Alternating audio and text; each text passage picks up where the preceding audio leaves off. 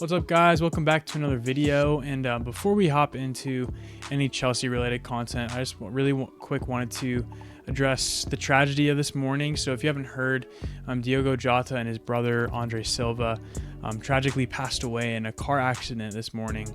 And you know, with a tragedy like this, there aren't ever words that can accurately describe how desperate of a situation that is, especially for his family, his children, his wife, and his brother's family as well. And I just wanted to say my prayers go out to his family and everybody affected.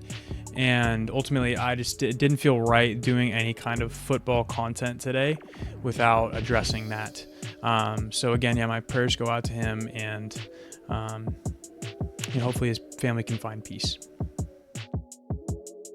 Okay, guys, so always hard to transition from that, but we are going to hop into some Chelsea-related content today because tomorrow we have a huge match in the Club World Cup against Palmeiras. It's the quarterfinals, and this game has cinema written all over it, doesn't it? We're playing against this South American giant, this Brazilian giant, and who is their best player, you may ask? Oh, right. It is the Brazilian wonder kid, Estevão Willian, who of course is technically our player.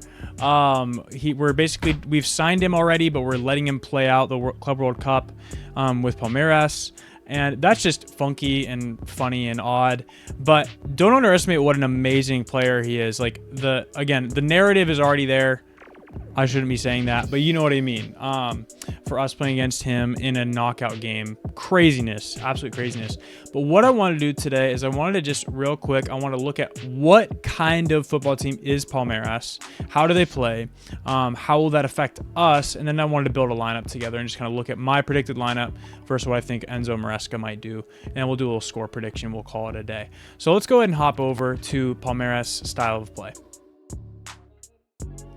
All right, guys, so yeah, if you see here right on your screen, I'm on whoscored.com, and basically we're looking right here, and we're looking at what is Palmeiras' style of play. How do they like to play? How do they like to play football? Because I think sometimes, right, which can be conceded, European teams can look at basically teams from anywhere else other than Europe and think they're going to be weak. They're not going to want to play against you. Fill in the blank. They're going to go low block. They're going to try to have you attack them and go off the counterattack. That is not at all the way Palmeiras is going to play. That's not at all how any of really the Brazilian teams have been playing. They all play very good football. They're very defensively calculated, but also skilled going forward. Really good levels, and we've seen that throughout the whole tournament. I mean, Flamengo obviously lost to Bayern, but they gave it a good fight. Flamengo, beat us 3-1. They are good teams. They're solid teams, and we cannot disrespect them. And one thing I want to focus on, though, after all those compliments, is something that I actually do think plays into Chelsea's hands. If you look here with the sword, that is talking about, of course, attacking. We see they like to attack down the right, which doesn't surprise us. And through the middle, it seems to see maybe just all of the places. But the thing I want to focus on is this right here. It says control the game in the opposition's half. And 1 second, what we want to look at in Palmeiras characteristics, if you hop through here and scroll down here, 44%, the majority of the time they're in the middle third, and 30% of the time they're in the opposition third. In the minority amount of time, they are in their own third.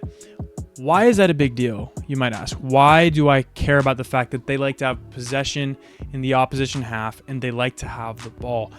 I like hearing that because it means they're not going to just park the bus likely. They're going to play against us. And I actually do think that plays into our hands because the worst games we watch, guys, are what? When we're playing against teams that don't want to play. When we're playing against the low block teams, how many times have we seen it just over and over again? We cannot break down a team that has a low block, like 5 in the back, and they're just parking the bus. It's difficult, and that happens so frequently. But the thing is, they don't do that. And they also don't have a 5 in the back. They have a 4-2-3-1, similar to us, at least in the Club World Cup. That's what they've been playing with against the teams they've played, like Al Ahly, Botafogo, Porto. I think, was that all the games? I'm missing one, but nonetheless, that is how they've been playing. They like to play against you, which again is a testament to the fact that they are a good team, is also a testament to the fact that we play better in those games where we can actually have the ball and actually not rely fully on having to break them down slowly by finding a keyhole to get through with one of our wingers, but actually can just play a real fast-paced game of football where it's going back and forth. I think we play better in basketball games, if you've heard that term for soccer matches, than we do in chess matches. So I think that's a positive. So that's looking at their play style. Let's go ahead and hop over to a squad builder and let's build that together. Okay guys, so we're here on Footbin. The reason I use Footbin, shameless plug, is because in the actual season, we do FC25 squad builds and simulations. So make sure to subscribe because that's going to be starting before you know it. And we basically try to compare how are we doing in the sim versus how is the real team doing in real life. And anyway, so this first squad I have built here is my preferred 11. The second one, which I'll show you, is what I think might be more likely to happen. So let me just walk through it. In the back, in between the pipes, I have Rob Sanchez. He has not done anything this tournament to, remove himself from that position. I don't think Jorgensen's been poor either, but it's the same situation it has been the whole time. Rob's number 1, Jorgensen's number 2, at best 1B. And he's been fine. I still want us to sign a Class A goalkeeper. It's starting to look less and less likely that's going to happen, but he's going to be starting in goal for me. On the right back position, Reece James, he's starting to look like himself again. He's actually hasn't been injured in a decent amount of time, which is huge. That's kind of a low bar to set, but it's unfortunately the bar that has been set for several of our players. So he's gonna be on the right back position, going forward, hopefully streaming forward. He's gonna be probably coming in the midfield like he has been, because Mark Cucurella on the other side absolutely has been playing more as a left wing back than that inverted role lately. He's actually been holding the width on the left, and especially sneak peek to the forward position. If we have a Cole Palmer who likes to sneak in through the middle, Cucurella will definitely be going forward more than Reece. So Reece would probably be hanging out as that kind of third center back in possession and also kind of inverting the midfield. The center back positions, I have Tosin and Levi Colwill. The reason for that is because I love Trev. I'm a Trev stan. Keep him. He's such a useful player for us to have. He can slot into right back as well. He's a very solid center back. I just think it's kind of a coin toss with them. And I think Tosin's been really solid for us since we signed him on the free last year. I think his height brings a good dynamic for us. It's going to likely be a physical game. They have some players with good size, and I think he'll pair well with Levi, who is obviously pretty much a Sharpie in right now, as well as Mark. Mark possibly being our best player right now. And then in the midfield, this is where it gets interesting. This is my preferred. Again, I don't know if it's going to happen. Dario Asugo came in to basically be the deputy for Moises Caicedo. He's another destroyer. He loves winning possession back. He loves kind of playing that deep role, defensive role. So it would make sense for him to just slot in for Moises Caicedo, who is suspended for this match. Also, thankfully, next match, any yellow cards are basically abolished and it doesn't matter. So that's good news. I think it makes sense for him to go here. Him pair with Lavia. Lavia can, be that playmaker, that the ball mover, and Asugo being a little bit more the destroyer. And then in the middle, in that cam role, I'm going to have Enzo play there.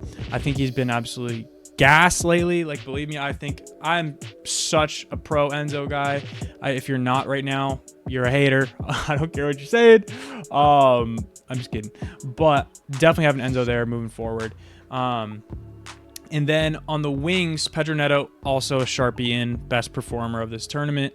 And on the left, Cole Palmer. Some of you probably disagree with me on that, and that's okay. But the reason for that is I actually think at the previous game against Benfica, he was more dangerous. He had more attempts on net. I think he had 2 goals he should have scored in that game, and that was coming off the left position. So I'm going to keep him there another game, and we'll see how it goes. I'm not saying that's where I want him perpetually, especially once Jamie Gittins gets in, which I think, again, I just saw an article, looks like it's going to happen.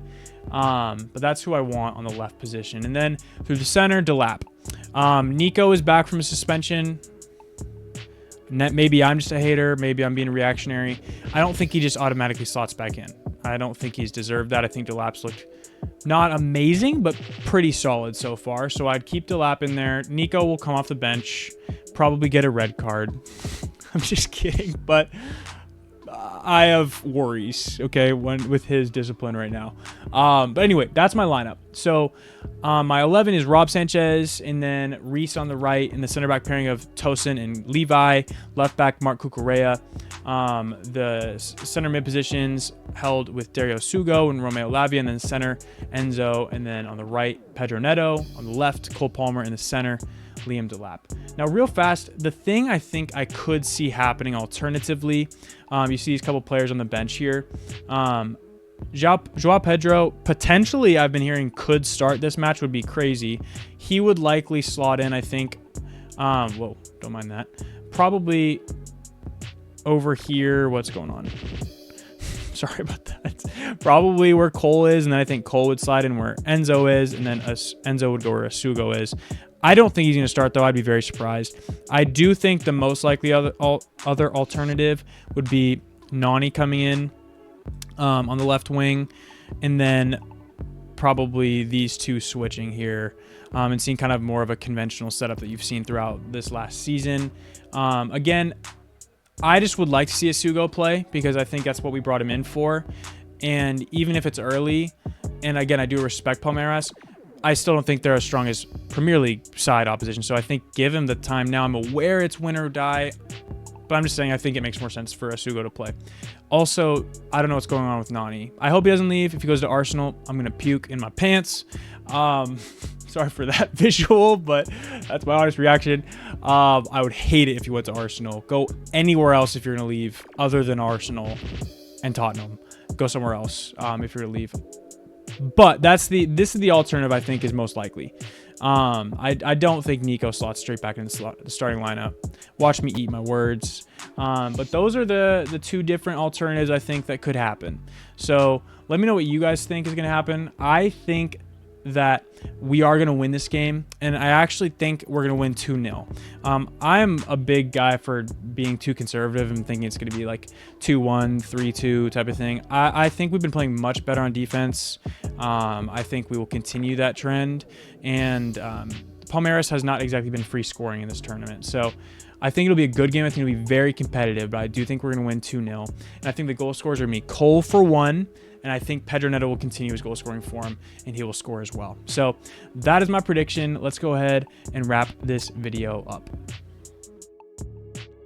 Okay, guys, so again, that is the match preview, all done and dusted. The game is tomorrow night if you live in America, and super excited about it. I'm really stoked to see how this game is going to go against a very good opposition that is going to play us very difficultly.